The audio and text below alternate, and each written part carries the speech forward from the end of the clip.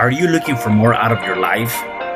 Do you need ideas on how to start new businesses and how to move forward in your own personal life? Well, guess what?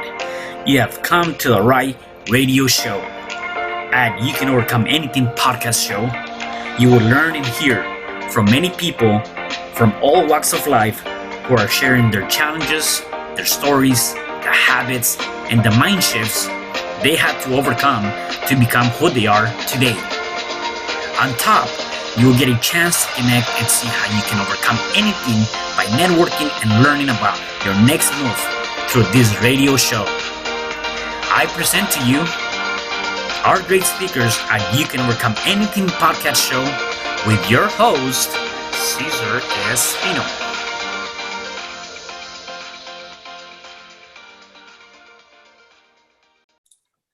Hello there, and welcome back to another episode of You Can Overcome Anything podcast show. It is your host, Cesar Espino.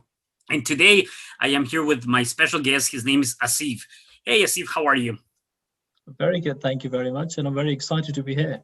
Awesome. Yeah, so let me just give the listeners and viewers a little bit of your background, and you can give me more of that. So Asif is a serial entrepreneur and investor with a background in finance, having grown his international consulting business and removed himself from a day-to-day operations. He now focuses on investing in great businesses and entrepreneurs.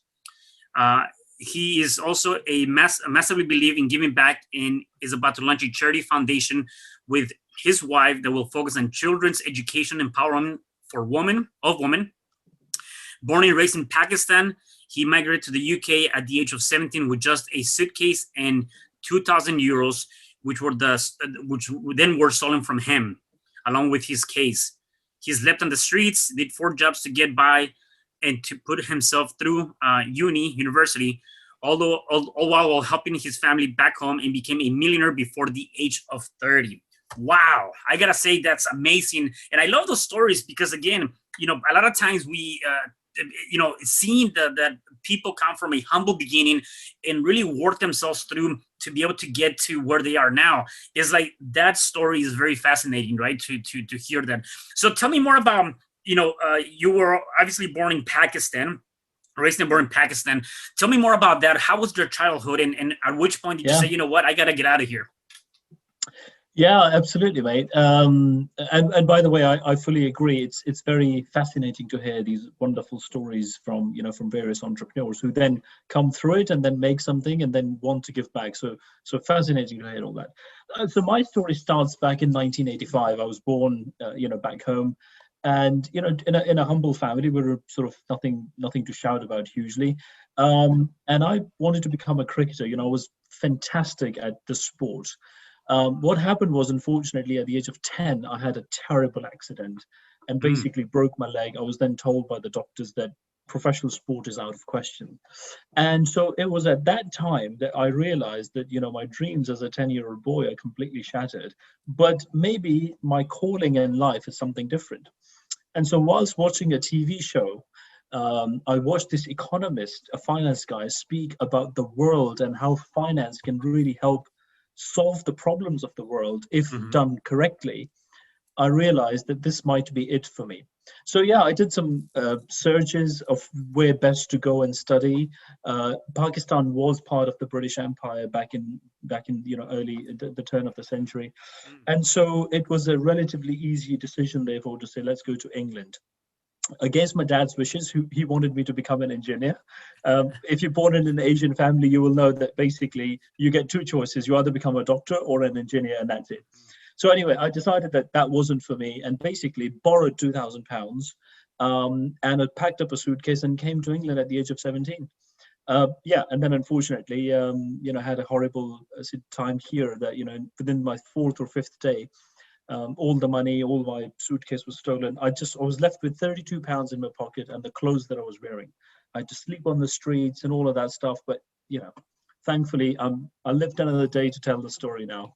Yeah, no, that's amazing. So you decided to take this journey by yourself? Pretty much, yeah. Yeah.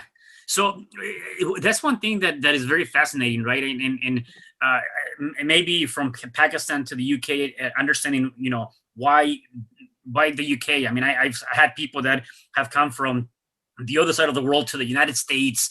Was there, being the fact that it was part of the same union back then, was that really the only factor, or did you had ideas of maybe coming to the Americas? No, so interesting. There were two factors. One of them was the Commonwealth, and the Mm-hmm. other thing really was the fact that the course that I'd chosen to study, ACCA, this is called the Chartered Accountancy, it originated in England back in the 1900s. And so, I decided, I thought to myself that if there's one place where I should go and study this particular course, it's where it started. And so that was a huge driving factor. And of course, the country speaks English, so Yeah, it was important. Yeah. yeah. No, that's awesome. And so, tell me about this. I want to know more about the ugly, the nitty gritty of that, because I think that's where when you are really coming out, right? I think that when people are going and facing a major challenge as you were, by again, living on the streets, not having really anything to show for, I really believe that there's a lot of revelations that take place during that moment of life. And so, how was that for you? Like, at one point, did you say, you know what, I gotta go back, or I'm giving up, or did you fall into depression, drugs, any of that stuff?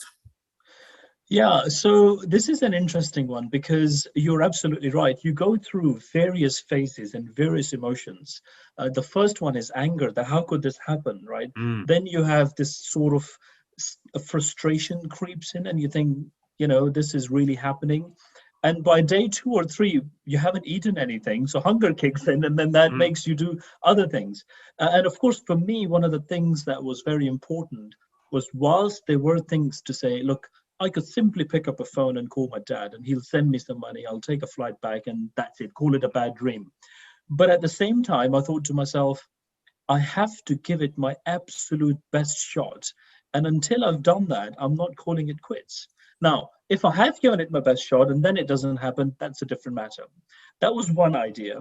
And the second, and quite an important driving force for me, was the fact that I came against my dad's wishes. So to call him to say, Dad, it didn't work out, was not an option for me.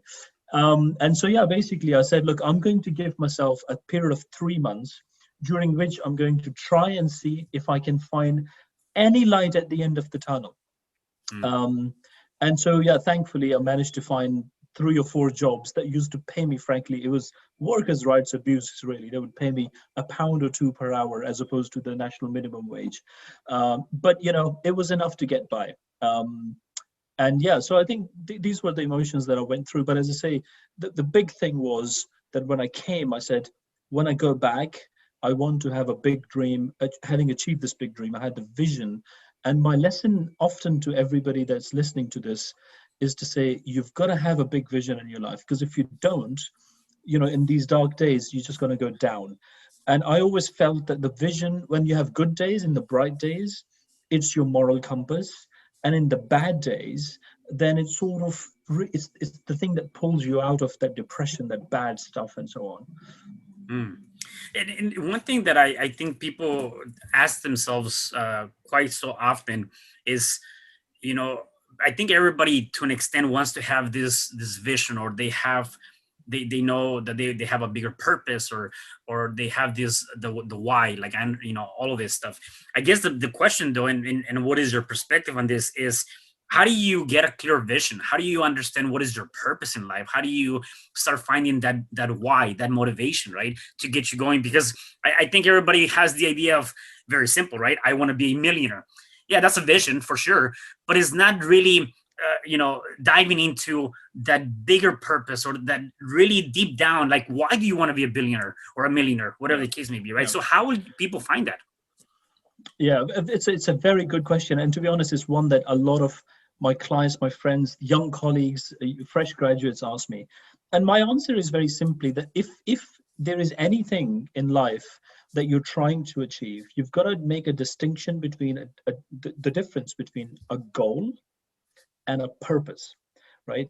A purpose is something that you can trade your life for. You will happily trade your life for it because you love it. It's something that excites you.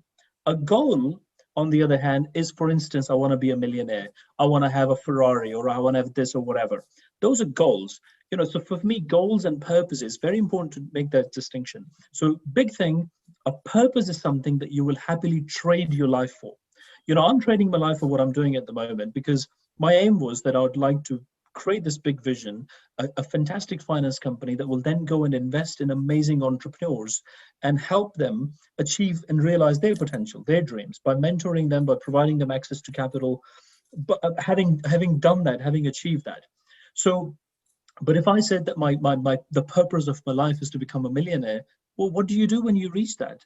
The life ends? No, that's not how it can be. So that's the distinction to make. The second point, and then how do you get there, I suppose, is, for me anyway, is that you've got to start to think. You've got to calm your mind, and you've got to grab a piece of pen, a pen and a piece of paper, and start to write it down. I have to tell you, the first time I tried to write down my purpose, I couldn't get beyond 3 or 4 lines. But the dedication that I made to myself was that I'm going to rewrite it every single day for a period of 3 months. By the 90th day, I had written about 30 pages. I mean, I could sit down now, and when I start to talk about my purpose and stuff, I can write pages upon pages. So you've got to make a distinction between a goal and a purpose, and then start to write it down, because in my opinion, writing causes thinking. And when you're thinking, you can really reach the higher side of you. I love that. I really love that. I like that exercise. And actually, I have never seen it from that perspective. I like the idea of looking at a purpose, something you can trade it for. And that's, you're absolutely right, because once you hit that $1 million or whatever monetary value you're trying to get, is like, well, what now? And you see that a lot, right? Sometimes we have seen that definitely here in the US and even in the UK, when people have made some good financial stability, yet they fall into depression, they overdose themselves, they do all these things because they don't know what to do with themselves, right? And obviously this is bigger than that, yet it is part of that. Then on the other hand, like you're trying to now create a nonprofit to help children and women. That is awesome, because that is, I always tell people, like, you gotta be able to find that purpose, that I call it my highest intention, whatever that might be. Yeah. And then with that is whatever you're doing, whether you're an investor on businesses, whether you're a book author, whatever you do as a profession that is giving you the monetary aspect of it, that is helping you to feel what you're passionate about and what might be your purpose, right? And so the only reason why I bring this up is because I know there's a lot of people that want to do nonprofit, yet they're not making any money, and they're like, well, I want to help the kids, I want to help everybody. Well, you need money to help them. So how about you find what is that purpose that's going to give you some sort of money to fulfill the purpose of helping the kids, right? Yeah, that's very important, because ultimately, if it reaches a point where it's about you helping others or you not being able to eat, guess what you're going to choose, right?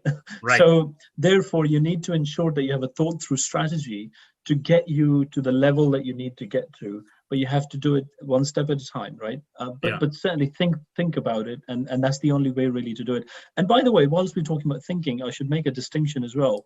Many people that I talk to think that mental activity is thinking. So in their mind, what thinking is, they're sitting down and saying, I've got to go and eat this for lunch, I've got to go and do. That's not thinking. Okay, thinking is when you really calm your mind, you put away your phone, you put away everything, you're not thinking about anything else, and then you grab a piece of paper and you really delve deep down into the spiritual side of you, and that's when the answers start to come.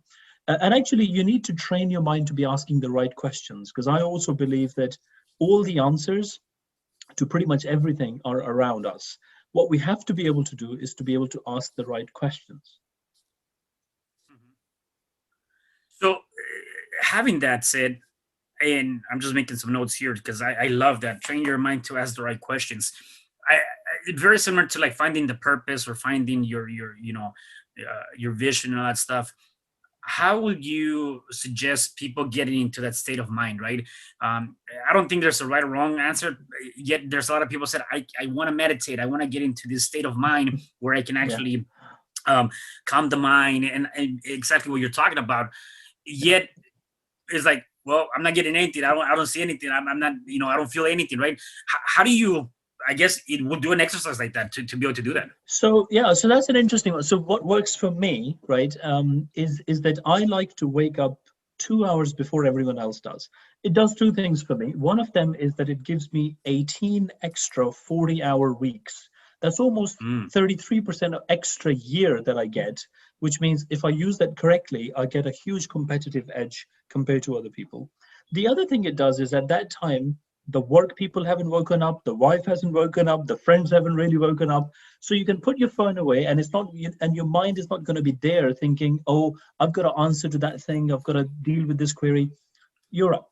I make myself a fresh cup of coffee and I go and sit in my garden. Now, it doesn't matter whether it's summer or winter, that's my ritual. I go and sit there, it's nature. And basically, I just enjoy my cup of coffee and I don't think about anything else. What it does is it just completely clears my mind. I then come back in the house, inside the house. I usually sit on my kitchen table with a pen and a piece of paper, and I start writing the ideas down that come to me.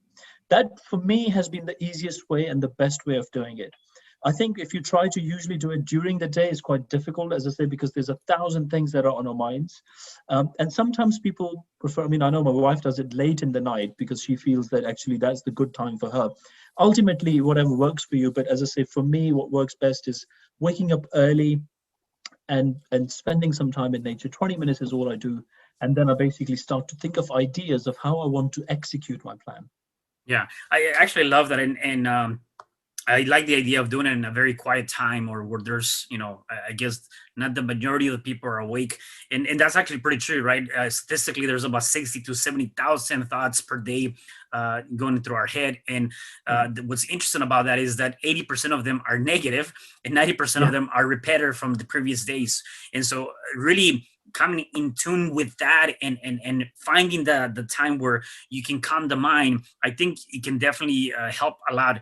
I forget who it was. I think it was maybe Errol Nightingale that said that if you were to write every day for 20 minutes, I'm not sure if it was him, but anyways, if you were to write the ideas, the thoughts every day for 20 minutes, you're going to get some good ideas. Obviously, don't just write them down, go back to them, review your notes, and you just never know. It'll come to you. And just like you might sit on the couch, watch TV, and watch whatever you're watching, the news, which is really bad, by the way. Maybe take that 30 minutes and write. Just write, and just get stuff out of your head into the paper. So true. I mean, what I find fascinating is the number of people you meet at work or colleagues and friends, and there's like, oh, have you watched that series? It's got 6 seasons, and I just spent the whole weekend binge watching it. And I sort of asked them, did you at any point stop to make any investment of time on yourself? And they say, well, I was chilling, man. What do you mean by I was chilling, man? That just makes no sense to me. You can be chilling when you really love what you do. It will be something that will really drive and motivate you. So I'm not saying don't watch TV or don't watch a favorite program or series, but all I'm saying is you gotta make time to invest on yourself, because I tell you something, mate. If you're waiting for time, you're making a big mistake, because time is not waiting for you. It's kind of like the idea, and when I used to work for corporate America, a lot of times we talked about priority management, and it's like, you have all these different tasks and you have to manage your priorities, right? Back then, I think it made sense, and this is actually just for me. I don't know how this might relate to you or other people. Back then, I would think about it, and I'm like, okay, I got to manage my priorities. Now that I'm a full-time entrepreneur, it's not even about priority management. It's more about time management. And I like the idea of waking up early. Like, now I have an agenda, and I know when I get up, I'm going to do my affirmations. I'm going to do exercise. I'm managing my time, and all of the priorities are going to fall into the different slots, right? To make sure that my time is well taken care of. And so when I change that narrative, or when I change the idea of time versus priority, it really opened up things for myself. One of the other things that I tell people is that the minute that you were born is the minute that you started dying. And people are like, what do you mean by that? I'm like, well, yeah, we're normally counting up, right? 1 year, 2 years, 3 years. And you're saying, wow, we're celebrating our years. And that's fine. Except at the same time, if you look at it from the reverse side of it, you're counting down the time that you have in this world. So the minute you were born, you started dying. Let's make the best out of it, right? Time is one of our biggest commodity. And I totally agree. Yeah, well, that's exactly, you couldn't have said it any better, mate. And that essentially is the essence of it. Now, you touched earlier upon entrepreneurship, and there's a couple of bits on entrepreneurship that I'd love to sort of talk about. Yeah, definitely. Many times this is another thing that's quite misunderstood with people. I think the entrepreneurship is about, I'm going to start a business, I'm going to reach 1 billion and whatever. No. Entrepreneurship is about solving problems, solving real world problems. You think of a problem, or you look at a problem, and you as an entrepreneur, or your job as an entrepreneur, is to come and solve it, come up with a solution for it. And if you find the right solution to the problem, then the world will reward you. You'll get the financial reward, but also you'll just feel better, and so on. So technique, so what's important to understand here is that entrepreneurship, as I said, is about problem solving, but it's also about being the change agent. We entrepreneurs start a change of some sort. Now, if we keep that as at the forefront of our entrepreneurial mindset, I think very often the decisions that we will make and the teams that we'll create will be really, really good. Again, it's important not to misunderstand it. Now, your theme of you can overcome anything, this is one of the key things to overcome your, not your, but your greed as a person, your greed of the monetary value. I always say these things that we get, the fast cars, the big bank accounts, the big houses and stuff, you don't get these things necessarily because of what they are. You get them because of how they make you feel, right? That's why most people do these things. That's why most people end up doing drugs and stuff. Not necessarily because of the drug itself, but because of how it makes them feel at the time. And so I always say that, if you can really control your mind to start to enjoy life in the moment and start to create a positive change and have a really, really good aspiration to make a positive impact on the world, I think you wouldn't necessarily need all these other things to make you feel good. Yeah, no, I love that. One thing that comes to mind is success, right? And a lot of people, specifically if you're trying to seek for the people define success as a monetary value, right? A monetary aspect. And I would say differently, though, that although that could be a form of success, really the way to measure success is what makes you unique, what makes you happy, what makes you who you are. It's not necessarily that monetary value. I think that's an aftermath, right? I can be successful being a janitor. I can be successful, making $10,000 a year if I'm very happy and have this really good life, right? That I feel for me is a good life. And so I believe that sometimes we tend to understand what is a true success to one's being. What's your take on that?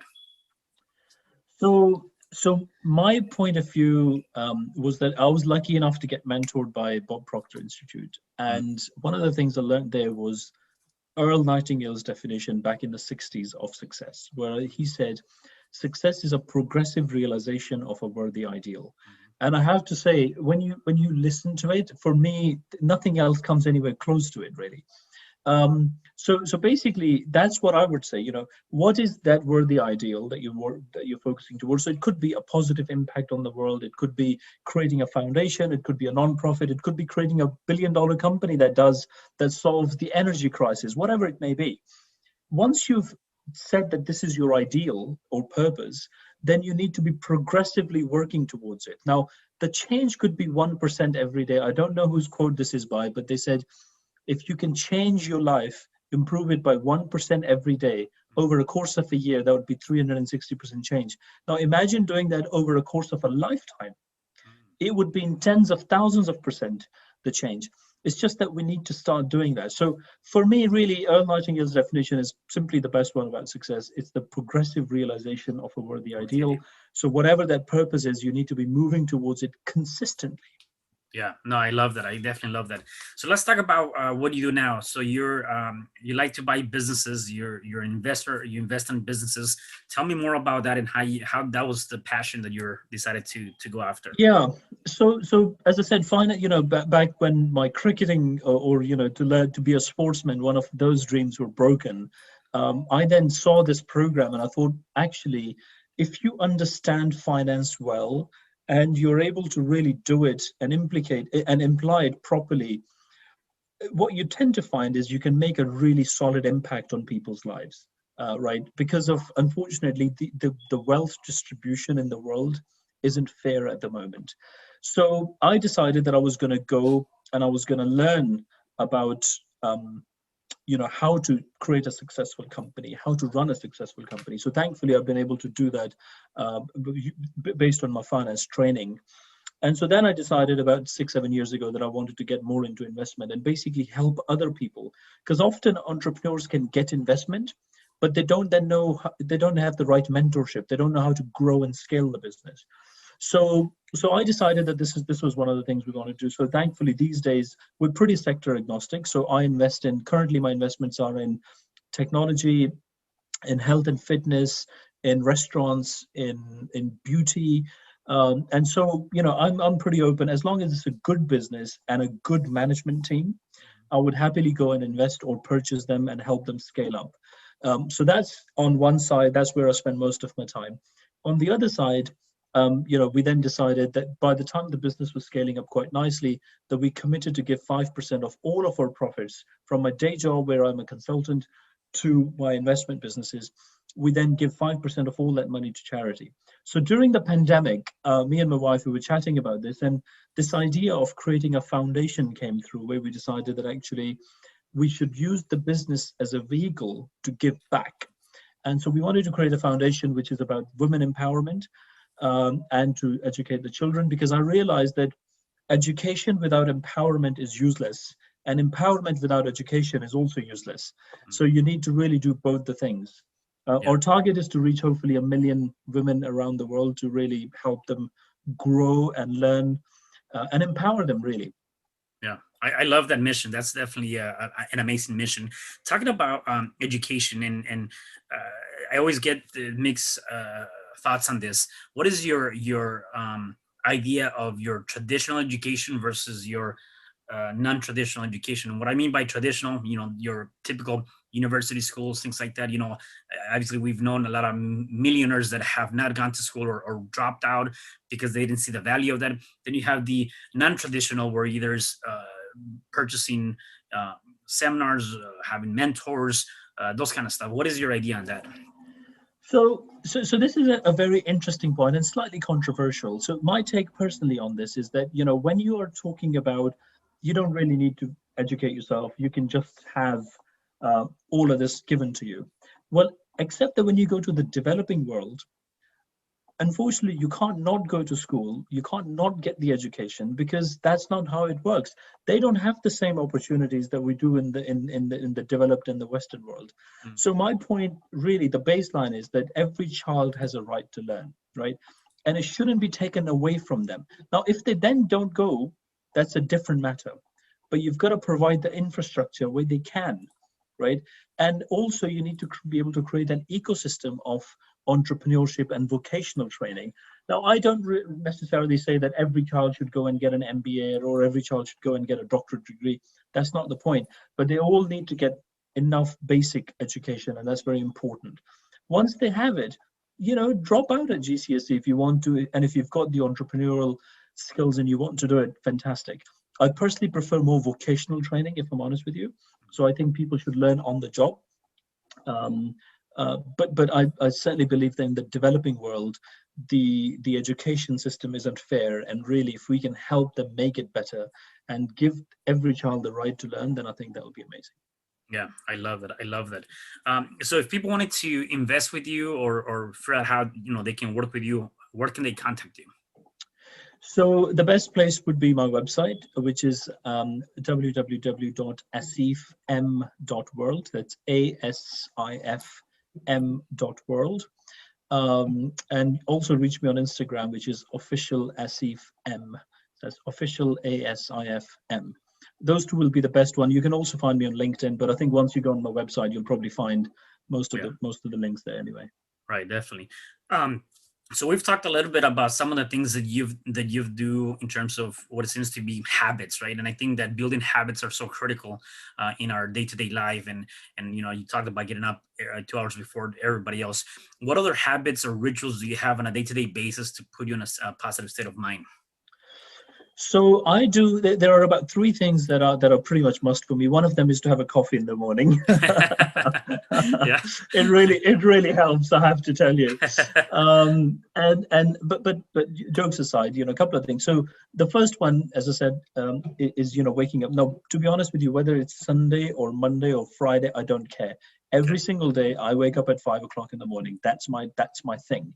And every single day, the first 20 minutes, I'm going to spend in my garden, because that's where I feel that I can just, be in nature and clear my head and just listen to the birds and whatever else, so Hmm. that's great for me. The other thing then is to ensure during the day, I have two sessions usually of 20 minutes where I don't do anything. I basically simply get off my desk and I go for a walk. And I leave my phone at the office or I switch it off or whatever. And I find that those 20-minute sessions, so often I do it at sort of just around lunchtime, and then more like just, 5:30, 6 o'clock.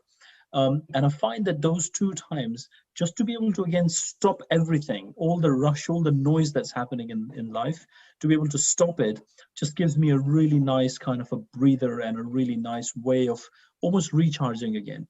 And frankly, the third one, and perhaps the most important, it's a thing that I made a commitment to myself when I was sleeping on the streets, and I thought, you know what, I am going to be a guy who's solutions oriented. Instead of thinking of all the reasons why something cannot be done, I am always thinking of the reasons why something can be done. Mm. And so being a solutions oriented person just means that you have to continuously be shifting your mind on positivity. There's enough negative shit in the world, trust me, the news, the friends, the business colleagues, all sorts. If you can just keep doing that, it's a really good habit to get into. And you'll find that once you've got in it, it becomes quite easy for you to do that. I mean, so many people say to me, hey, it's easy for you to say, but, I can't always be happy and I can't always be positive. Yeah, you can. It's a habit.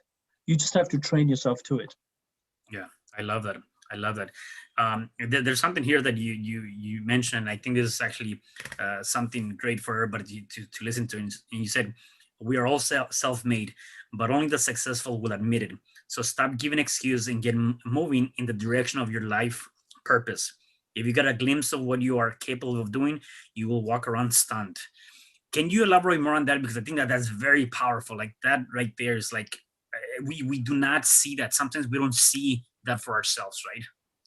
Yeah, it's amazing how little value we place on ourselves and our own abilities. In my opinion, again, I don't know who said it. It could be George Bernard Shaw who said 2% of the people in the world actually think, 3% think they think, and the remaining 95% people in the world would rather die than think.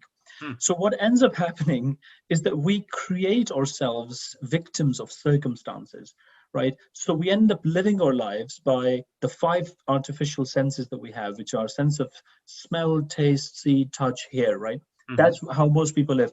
But I tell you what, Caesar, most animals live like that. So what's the difference between us and them?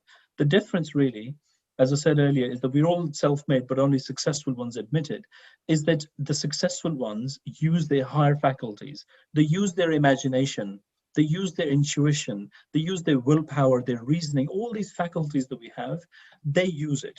So when you start to think that you've got all these powers locked up inside you, honestly, there is no way that you can ever bring yourself down. You'll walk away just absolutely stunned in a daze. And so once you understand all that power, then it is absolutely incumbent upon you to help others to come up with the reason for your being and making their lives better. So that was the essence of what I was trying to say there, really. Yeah, no, I love that. I love that. Asif, I got to tell you, man, I really enjoyed this conversation, and you have so many great points and golden nuggets for our listeners. And hopefully the people that are listening and watching us are taking notes, because there's a lot of great stuff going on here. Um, Before I let you go, I have one last question, and if you have anything else to add, for sure, please do so. If people are going through any challenge, whatever that challenge might be right now, what is one thing that they can do right now to start overcoming that challenge? So I'll leave you with a quote for that, which is believing in yourself is the first keys to success. So if you even want to overcome a challenge, the very first thing you have to do is to believe that you can. The minute you do that, then the next step really is to make a decision to say, I'm going to do it. Right? Decisions are a very, very important point, and many people actually struggle with making decisions. So everybody says, oh, look, I want to be successful. I want to become that. But then they try something for 2 or 3 days and then they just quit. Right? Decision means there's no turning back. So once you believed in yourself, you've made a decision that I'm going to do it, you get moving and you do it. And I assure you, you will find the right people, you'll find the right resources, the stuff will just happen to help you achieve that thing. But you need to believe first, and then you need to start moving. Yeah, I love that. And one thing that I tell people is the decisions and choices that we make today will determine the quality of life that we have tomorrow. And so we have to really do that, take that action, right? And even if you make a wrong decision, not that there's any right or wrong decisions, but you feel like you're not going the right way, just pivot, stop and pivot yourself and readjust to make sure that you are heading the right direction. Completely. I mean, talking about choices, the final point to add from me really is that the sum total of somebody's life today is the matter of choices that they made. So if you don't like what you see today, shift your choices, shift your decisions, and you'll start to see an improvement. I love that. I love that. Asif, thank you so much for being here. Really appreciate Brilliant. your time and effort. And yeah, definitely thank you again. Pleasure, mate. Thank you so much for having me. I really hope that your listeners enjoyed it. Yeah, definitely. And for the rest of you guys, do me a favor. Make sure that you connect with Asif on Instagram. Go to his website. If you are looking to find an investor, he can probably be the one that can help you with that. And stay tuned for the next episode of You Can Overcome Anything podcast show. Have a good day. Hi, I'm Cesar Espino, real estate investor, business coach, and consultant, and author of the book, You Can Overcome Anything, Even When the World Says No. My number is 424-501-6046. In my book, I talk about making the necessary changes to shift your mind for prosperity and certainty. Pick up your copy at Amazon. I also love helping families with their real estate and can purchase your house fast and all cash. Follow me on Instagram, Facebook, and LinkedIn. My number is 424-501-6046. Thank you for having me today. I am so glad you've tuned into this podcast. You can find me at your favorite podcast platform where you can like, subscribe, comment, and share. And to learn more about myself, my services, you can find me at www.cesarrespino.com, or you can also find me at your social media. Thanks for joining me, and I am looking forward to having you at the next episode. And know you truly can overcome anything.